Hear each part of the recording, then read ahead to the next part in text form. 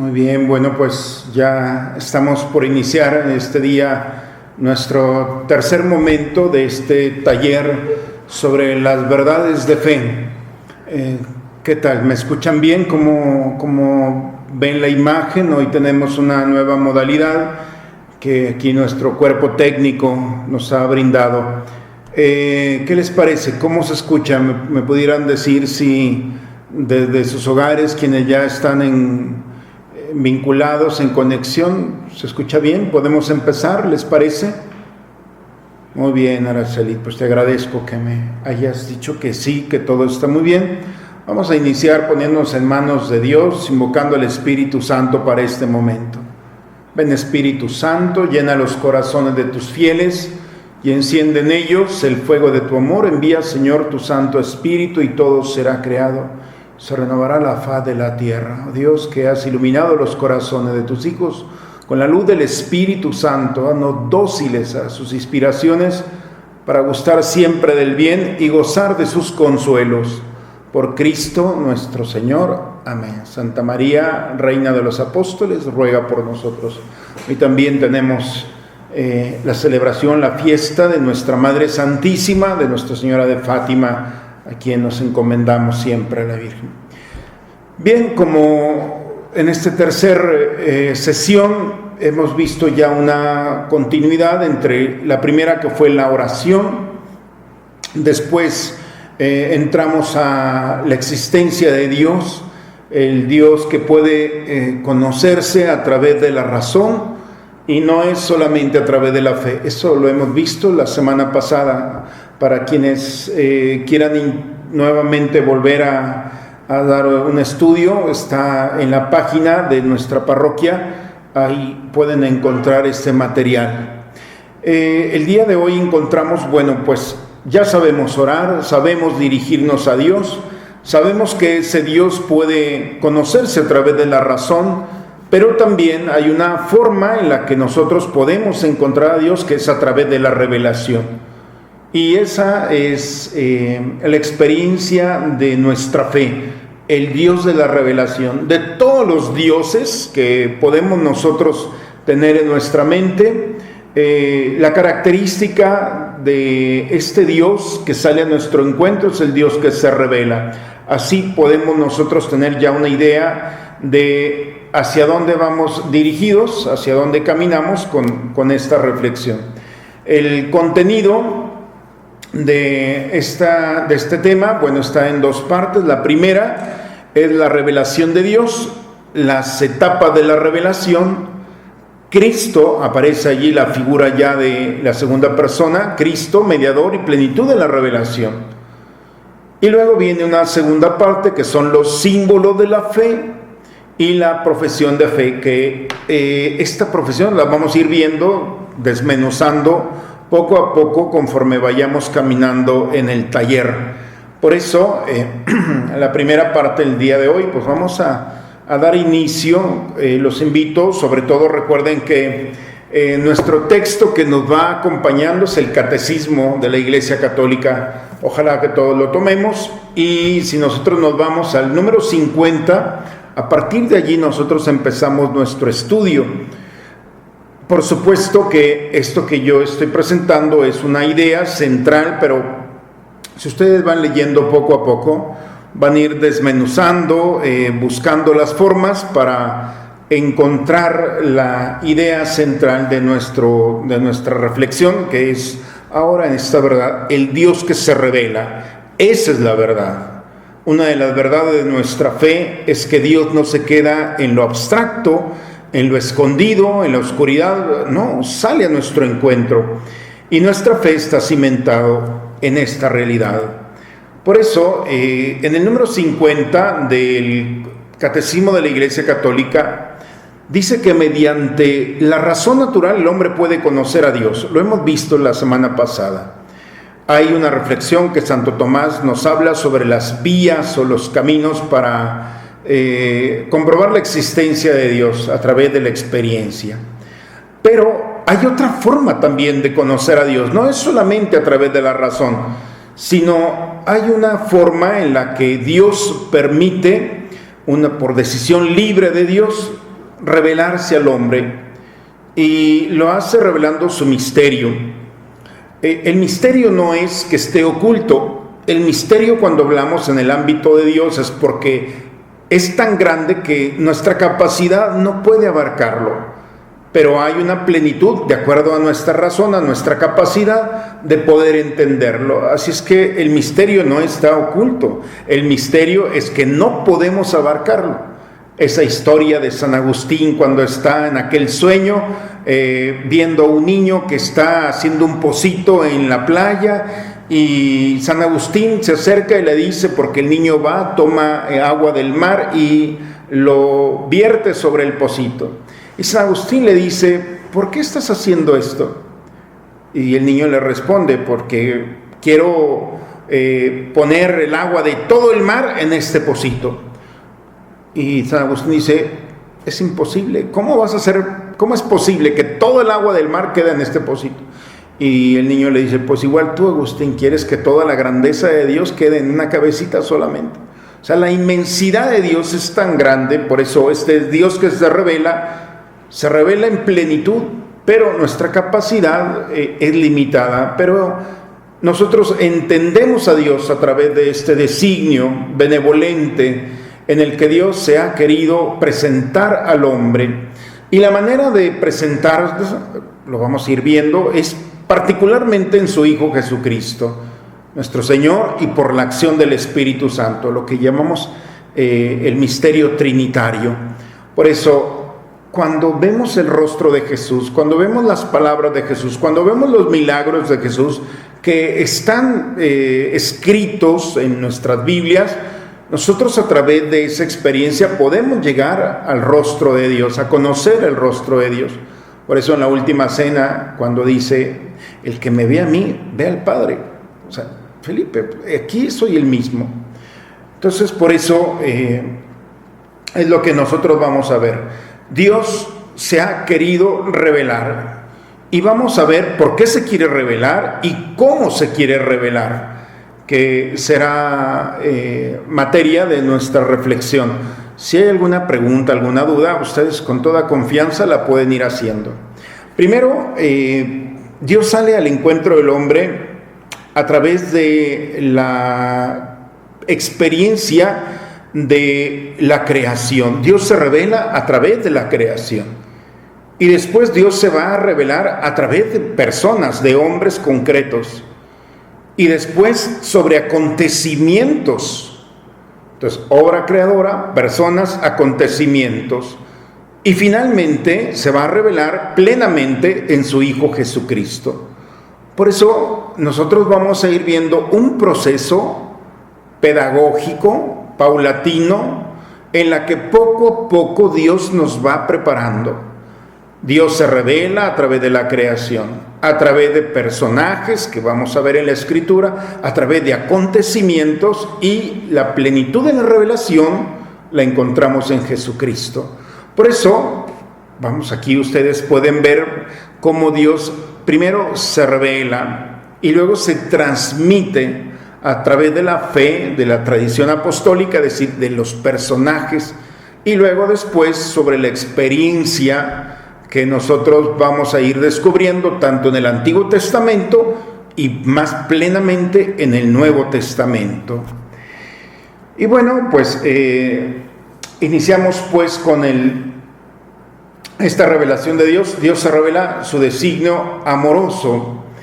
¿Y por qué se ha querido revelar? ¿Por qué Dios ha querido salir al encuentro del hombre, darse a conocer su misterio?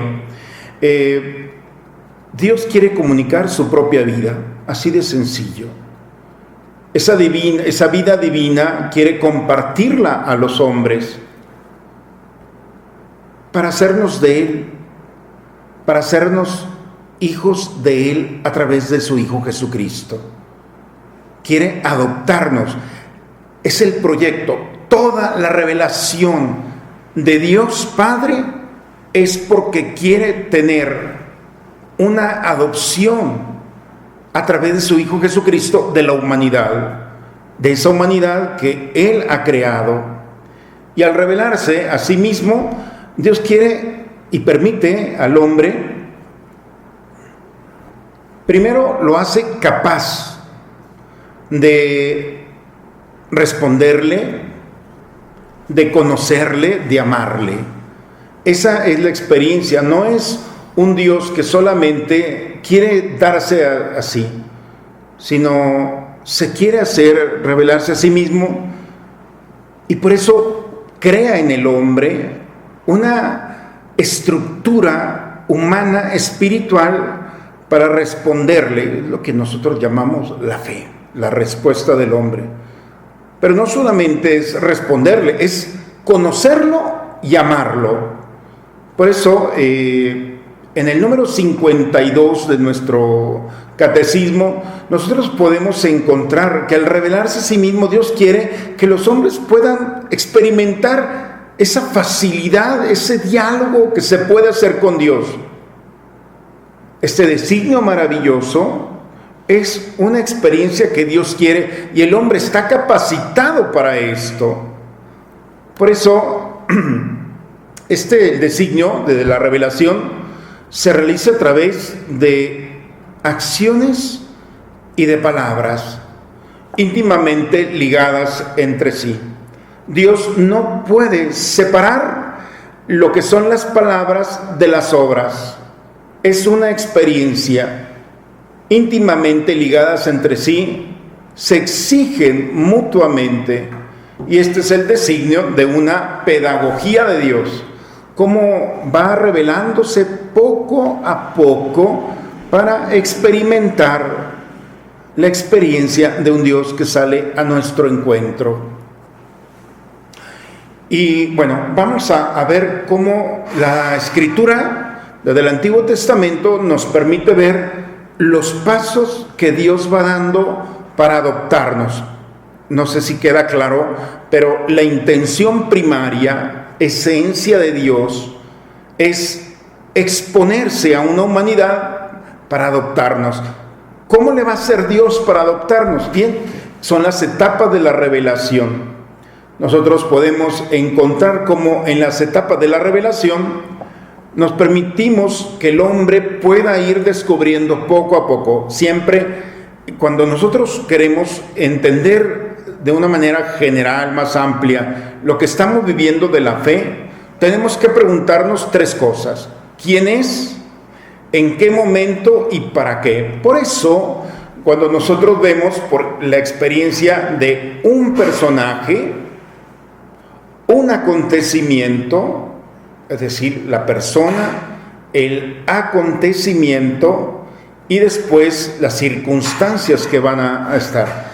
Y entonces el primer paso que Dios da lo encontramos en el libro del Génesis, como a través de Noé, en esa alianza que hace, nos va permitiendo encontrar, porque si ustedes recuerdan en el libro del Génesis, la humanidad se rebela contra Dios. Y en esta violencia del hombre contra Dios, de resistencia contra Dios, entonces vamos perdiendo poco a poco esa forma en la que Dios quiere adoptarnos. El hombre se resiste, no quiere, al contrario, no quiere ser hijo de Dios, quiere ser como Dios. Y por eso viene la primera experiencia, que es Noé.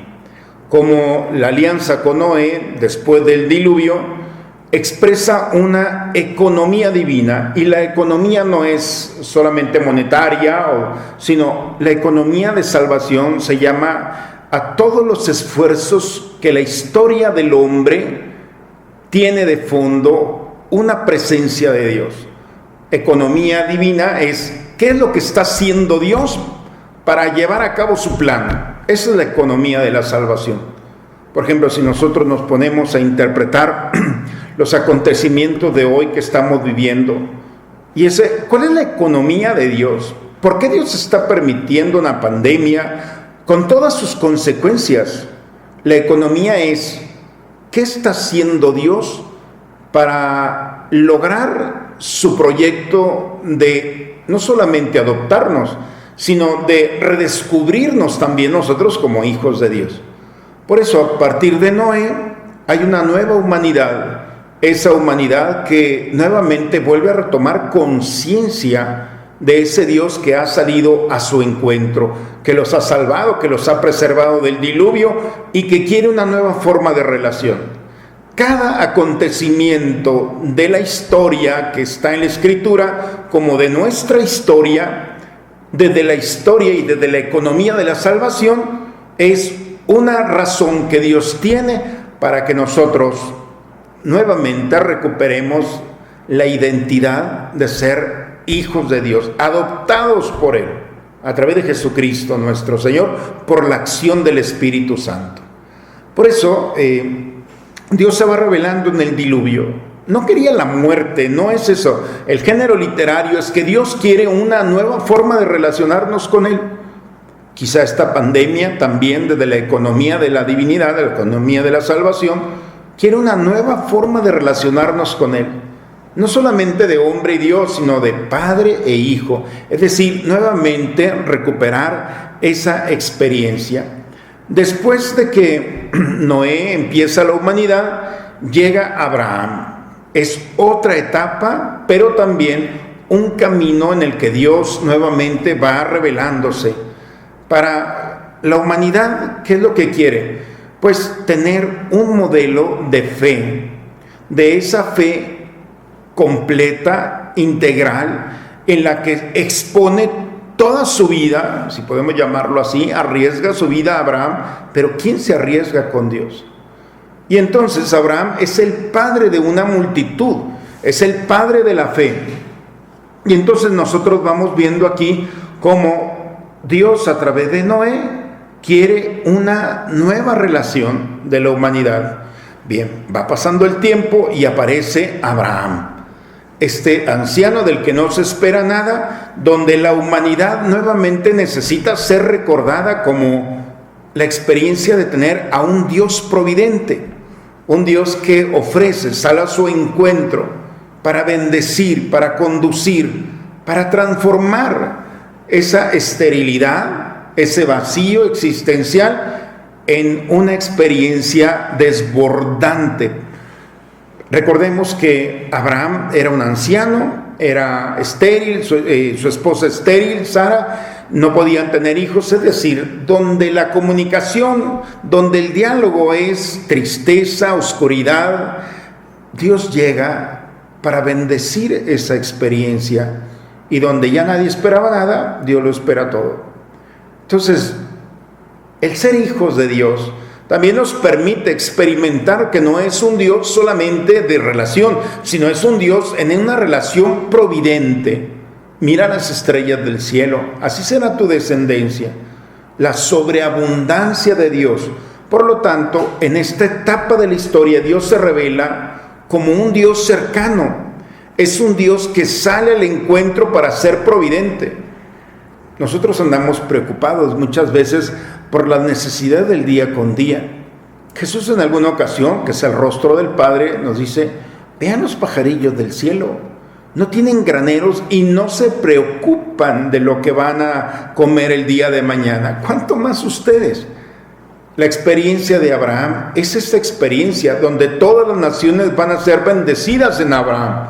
¿Cuál es la única condición? Tener la fe de Abraham. Esa fe donde este Dios de la revelación se presenta como un Dios providente. Cuando alguien va con un médico y el médico tiene una muy buena fama de ser un excelente médico en su especialidad, pues uno va con esa confianza de decir, bueno, pues me voy a poner en las mejores manos. Pero también puede dudar, ¿de dónde se habrá sacado ese título? ¿De dónde se cree mejor? ¿Cómo tendrá la posibilidad de ayudarme? La misma experiencia es la que podemos nosotros confrontar, la providencia de Dios. La experiencia de Abraham, el Dios que se revela a Abraham, es el Dios que sobreabunda en esta bendición. Y nosotros podemos decir, ¿realmente será tan bueno? ¿Realmente será tan providente? Entonces nos exponemos a una duda en la que pues nos perdemos la oportunidad de descubrirlo como el Dios que ofrece, que no es una amenaza, y que viene a conducirnos. Después de Abraham vendrán los patriarcas, personajes, vendrán los profetas, vendrán personajes. Si nosotros vemos la escritura, todo el Antiguo Testamento, vamos a ir descubriendo personajes que van de alguna manera presentando la experiencia de esa revelación del Padre, en su confianza, en su valor, en su determinación, en su bondad, en su compasión. Cada personaje es podemos llamarlo así, una pincelada de lo que es la experiencia de la historia de nuestra salvación. Y entonces vamos caminando.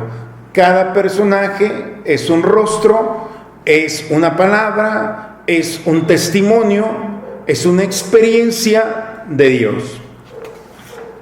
Y así vamos caminando poco a poco hasta encontrarnos después de los patriarcas. Si nosotros vemos los personajes bíblicos, vamos a encontrarnos con todos aquellos y aquellas que de alguna manera van expresando su manera de presentar el rostro de Dios.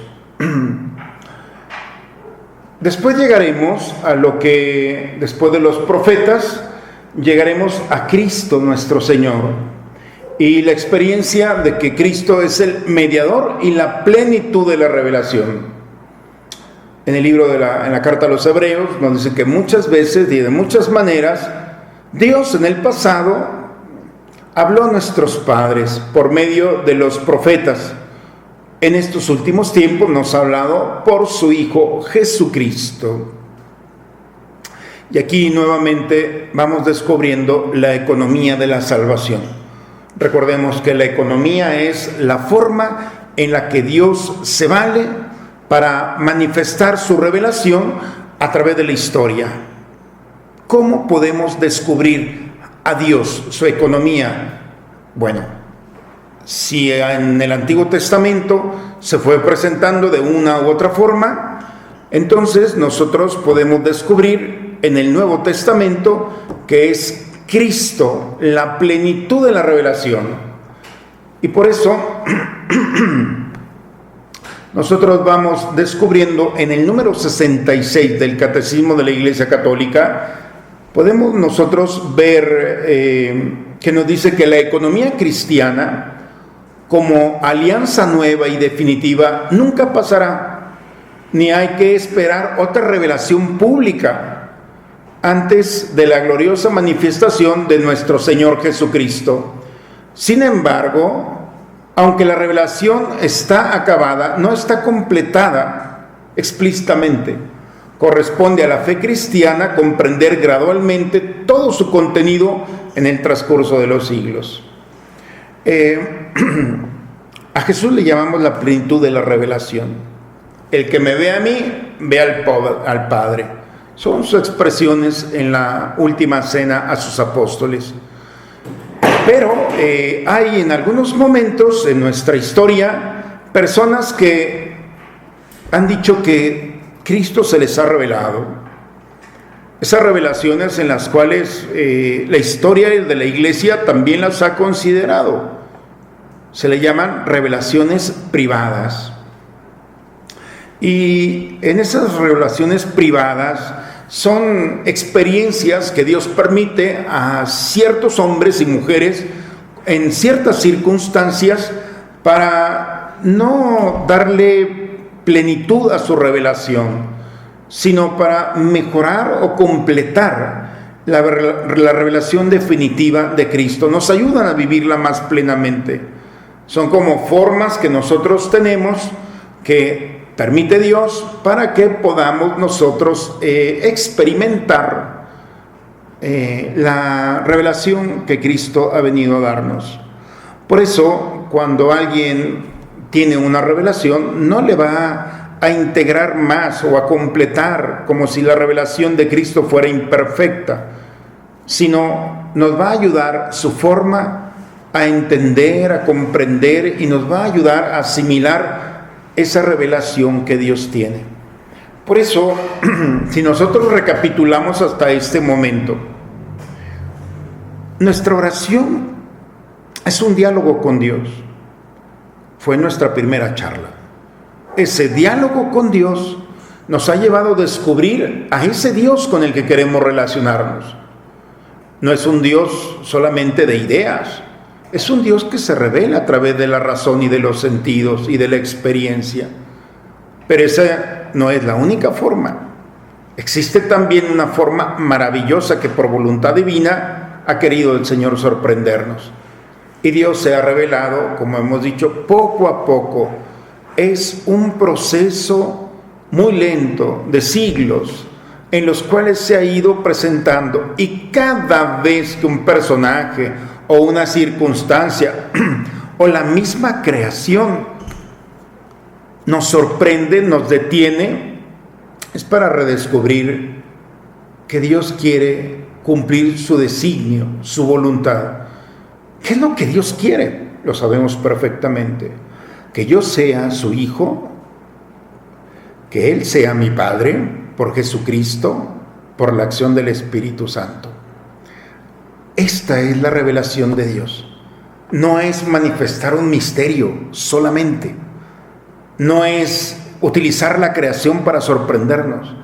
Dios mueve toda la creación, todo lo que está a su alcance y nuestro alcance, para recordar que somos hijos de Dios. Por eso Jesucristo, con sus obras, con sus milagros, con toda la experiencia, la única intención tenía es de que nadie se pierda, de que todos nos salvemos, de que todos experimentemos el ser hijos de Dios, herederos de la gran riqueza espiritual, de la gloria del Señor. Por eso el Dios en el que creemos es el Dios de la revelación, es el Dios de los cristianos, es el Dios que ha venido primero con el pueblo judío, el pueblo de Israel, y después la nueva forma en la que se presentó es el nuevo Israel, que es la Iglesia Católica. ¿Cómo vamos? ¿Vamos bien? ¿Qué piensan de esto? Porque hemos llegado ya a la mitad de nuestra charla del día de hoy. ¿Qué piensan? ¿Vamos bien con este Dios de la revelación? Bien.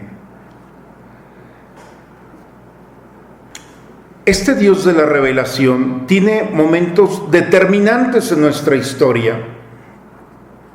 Por eso vamos a entrar a esta segunda sección. Para quienes estén siguiendo el Catecismo de la Iglesia Católica, estamos en el número 185. Y entonces,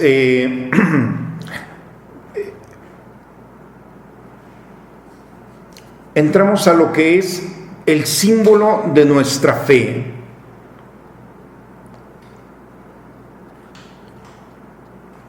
Cuando nosotros decimos, yo creo, estás diciendo no solamente es una cuestión mental, sino es una experiencia del cuerpo, de todo tu ser. Yo me adhiero a lo que creemos. Es decir, me uno a una realidad, a una verdad. Y eso le llamamos la comunión de la fe, cuando mi creencia la comparto con otro o con otra. Es un lenguaje común en la fe. Y ese lenguaje común de un elemento doctrinal, podemos llamarlo así, de una experiencia de Dios, le llamamos la confesión de fe. Por eso ese yo creo es una experiencia en la que nosotros podemos entender que no solamente es una experiencia personal, sino también es una experiencia de comunidad. En esta segunda parte entramos ya lo que son los símbolos de la fe. Lo primero es toda la economía de la salvación, como hemos dicho. Dios, todo el Antiguo Testamento, hasta llegar a la plenitud de la revelación con Cristo, nos está diciendo, quiero que seas mi hijo. Ese es el Dios en el que creemos, el Dios que se revela, pero no para discutir, sino para experimentar. No es solamente una doctrina, es una experiencia humana necesaria en todos los seres humanos, conservar esa identidad de pertenecer a alguien, no a algo, a alguien. Esa experiencia es Dios. Bien, cuando nosotros hemos descubierto al Dios que se revela, entonces podemos decir yo creo, que es esta segunda parte en la que nosotros vamos caminando. Desde su origen, en el número 22, la Iglesia Apostólica expresó y transmitió. La Iglesia Apostólica son los después de Jesucristo, después de la pasión, después de la muerte, después de la resurrección, después de la experiencia del Pentecostés. Estamos en Hechos de los Apóstoles, en los primeros capítulos. Después de este momento, la Iglesia empieza a vivir, a experimentar y a transmitir lo que vivieron. Y no solamente lo que vivieron ellos, sino los mismos apóstoles hacen una relación de todas las promesas del Antiguo Testamento que tienen cumplimiento en Jesucristo. Cada palabra del profeta, cada salmo, cada experiencia de los patriarcas, todo lo que es, digamos, su historia espiritual está relacionada directamente con Jesucristo. Por eso, esto es lo que creen. Y poco a poco la iglesia primitiva va experimentando una forma de ofrecer lo que cree de una manera más fácil, especialmente para aquellos que se iban a bautizar, aquellos que llegaban a la iglesia a integrarse a los creyentes, a adherirse, porque decían, es que nosotros queremos creer, porque creer era vivir, no estaban disociados. El que cree vive, y eran tan atractivos que la gente quería, bueno, yo quiero vivir, quiero creer lo que ustedes, y entonces a través del bautismo. Y esta forma de bautizar, lo primero que les enseñaban era la doctrina común, esa doctrina común, esa confesión de fe, que muy pronto la iglesia quiso formular de una manera muy esencial, muy básica, y vamos viendo artículos destinados especialmente para estos candidatos. Estas fórmulas de fe se le llamaba, hoy también se le llamaban el credo, y se le denomina así, símbolo de fe. El credo, en pocas palabras, es la expresión sintética de una síntesis de la revelación. Vamos viendo todo lo que es la revelación. Son expresiones maravillosas como símbolos de nuestra fe. La palabra misma del símbolo significa la mitad de una cosa, símbolo de la fe. Es la mitad o la fractura, podemos llamarlo así, especialmente de una estructura casi todas de madera. Cuando alguien fracciona una madera y queda en dos, este es el símbolo que se complementa uno con otro. Y se presentaban signos para expresar, con las partes rotas se ponían juntas para verificar la identidad del portador. Una cosa es la fe que se profesa y otra es quién lo profesa. Cuando la persona entra al símbolo, se integran estas dos realidades. Después un signo es un signo de identidad, de comunicación entre los creyentes. Y bueno, poco a poco se han ido colectando, le llamamos sumarios o ideas centrales de la fe o de la revelación. Y nosotros podemos tener que, particularmente en un momento más vamos a ver, cómo todos los símbolos están estructurados en tres momentos. El símbolo se divide en tres partes. La primera, en estos símbolos de fe, se habla sobre la persona divina, la primera persona divina y de la obra admirable de la creación. Todo símbolo de fe empieza primero con el Padre y con la obra creadora. Después viene la segunda persona, que es el misterio de la redención, es decir, Cristo, el rostro del Padre, que sale a recuperar a la humanidad en ese diálogo que se había perdido con la creación del hombre. Y finalmente la tercera parte es la fuente y principio de nuestra santificación, que es la obra del Espíritu Santo. Podemos llamarlo que los símbolos de fe tienen 3 etapas, 3 eras. La era del Padre, de la creación, a Jesucristo. Y después viene Jesucristo, que es la redención, que viene, pues esos 33 años que vivió, duró muy poco esta segunda fase. Y la tercera era es la del Espíritu Santo, que es la que nosotros aún estamos.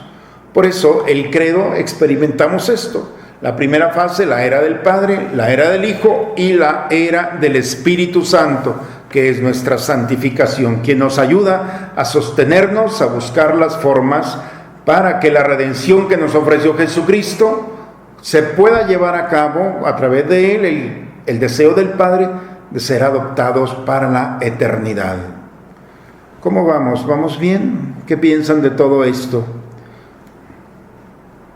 ¿Les gusta o no les gusta? Estamos en el símbolo, estos símbolos que nos acompañan de doctrinas comunes, de símbolos que guarda la Iglesia. Y es muy interesante cómo la Iglesia desde los primeros siglos va mostrando formas en las cuales nosotros podemos encontrar. Prácticamente ha habido otros símbolos más, pero los más importantes que nos han acompañado en nuestra historia, que todavía hasta el día de hoy, son 2. El símbolo de los apóstoles, así se le llama, porque es considerado aquel que desde los primeros cristianos de la época apostólica se utilizó para los primeros conversos, es decir, para aquellos judíos o griegos o de otras nacionalidades que se integraban a la fe en Jesucristo. Este símbolo, todavía hasta el día de hoy, la Iglesia romana lo preserva, lo cuida como uno de sus tesoros. Es el primero que se llevó en esas primeras comunidades cristianas. Por eso, en un momento más lo vamos a ver, que es muy parecido. Ustedes lo pueden ver en pantalla. Alguno de ustedes lo puede practicar todavía. Y vamos descubriendo cómo podemos nosotros ver que es muy simple, más sencillo. Este es el de los apóstoles, a diferencia del niceno constantinopolitano, que es el que nosotros utilizamos todavía en nuestra iglesia. Son dos credos. Acuérdense que estos símbolos de fe se integran a la mitad de nosotros, es decir, nosotros somos la otra parte que nos integramos al proyecto de fe, y son síntesis solamente, expresiones breves de la era del Padre, de la era del Hijo y de la era del Espíritu Santo. Por eso es muy fácil cuando nosotros rezamos con el credo ver cómo Dios en la primera etapa de su revelación ha querido hablarnos y decirnos algo. Después, con Jesucristo, ha venido y ha querido decirnos algo. Y hoy estamos en la era del Espíritu Santo. Nuevamente Dios no ha querido, está queriendo el día de hoy comunicarnos y hablarnos y decirnos algo. Entonces, no es muy complicado lo que Dios quiere. Y esa es la experiencia que nosotros tenemos que juntos compartir. Viene el niceno constantinopolitano porque son frutos de concilios ecuménicos. Sería muy padre poder tener una reunión de hablar de los concilios ecuménicos. El concilio ecuménico son las partes, es decir, principalmente los obispos de todas las regiones cristianas del mundo que se reúnen con el Papa, con el sucesor de los apóstoles, el primero entre los iguales, como se le dice entre los obispos, para confrontar, para dialogar sobre un acto, una verdad de fe. Y entonces tenemos el concilio de Nicea, que fue en el 325, y el concilio de Constantinopla, que fue en el 381. En estos primeros concilios, reuniones de la iglesia de aquel tiempo, sacaron ya, no los inventaron, sino reunieron todo lo que ya se vivía, toda la tradición, la doctrina, la experiencia de fe, y entonces unieron en una síntesis la experiencia de la fe, del símbolo, y fue aceptada por Oriente y Occidente, es decir, es el credo que todavía hasta el día de hoy nosotros aprendemos de una manera sencilla y nosotros vamos aprendiendo esta forma en la cual Dios se ha revelado. Por eso, una manera muy bonita de orar es a través del credo, porque nosotros vamos caminando a través de la historia de la salvación, como Dios en cada etapa, en cada momento, con personas, con circunstancias, nos va diciendo: quiero que seas mi hijo, quiero que vivas como hijo, quiero que me recuperes como padre.